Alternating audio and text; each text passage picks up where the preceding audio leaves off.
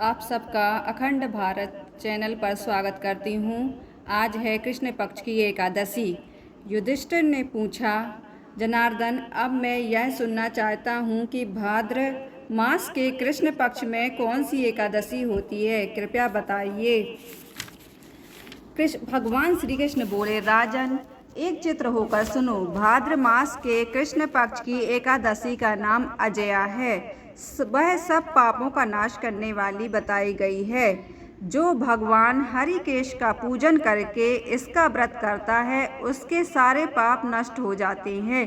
पूर्व काल में हरिश्चंद्र नाम का एक विख्यात चक्रवर्ती राजा हो गए हैं, जो समस्त भूमंडल के स्वामी और सत्य प्रतिज्ञ थे।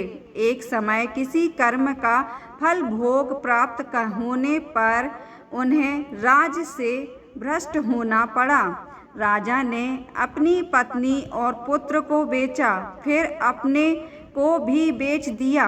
पुण्यात्मा होते हुए भी उन्हें चांडाल की दास्ता करनी पड़ी। वे मुर्दों का कफन लिया करते थे। इतने पर भी नृपश्रेष्ठ हरिश्चंद्र सत्य से विचलित नहीं हुए। इस प्रकार चांडाल की दास्ता करते उनके अनेक वर्ष व्यतीत हो गए। इससे राजा को बड़ी चिंता हुई। वे अत्यंत दुखी होकर सोचने लगे, क्या करूं, कहाँ जाऊं, कैसे मेरा उद्धार होगा। इस प्रकार चिंता करते करते वे शोक के समुद्र में डूब गए। राजा को आतुर जानकर कोई मुनि उनके पास आए। वे महर्षि गौतम थे।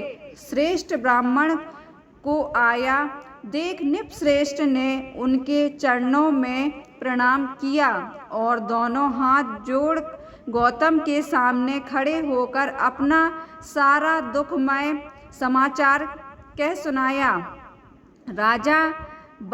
राजा की बात सुनकर गौतम ने कहा, राजन, भादों के कृष्ण पक्ष में अत्यंत कल्याणमयी अजया नाम की एकादशी आ रही है, जो पुण्य प्रदान करने वाली है। इसका व्रत करो, इससे पाप का अंत होगा। तुम्हारे भाग्य से आज के 7वें दिन एकादशी है। उस दिन उपवास करके रात में जागरण करना। ऐसा कहकर महर्षि गौतम अंतर्ध्यान हो गए। मुनि की बात सुनकर राजा हरिश्चंद्र ने उस उत्तम व्रत का अनुष्ठान किया। उस व्रत के प्रभाव से राजा सारे दुखों से पार हो गए। उन्हें पत्नी का सानिध्यान और पुत्र का जीवन मिल गया। आकाश में दुंदुभियां बज उठी। देवलोक से फूलों की वर्षा होने लगी। एकादशी के प्रभाव से राजा ने अकंटक राज प्राप्त किया और अंत में वे पुरजन तथा परिजनों के साथ स्वर्गलोक को प्राप्त हो गए।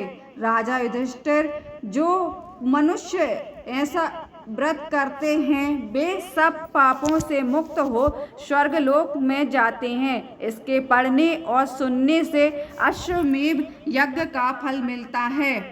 बोलो श्री कृष्ण भगवान की जय।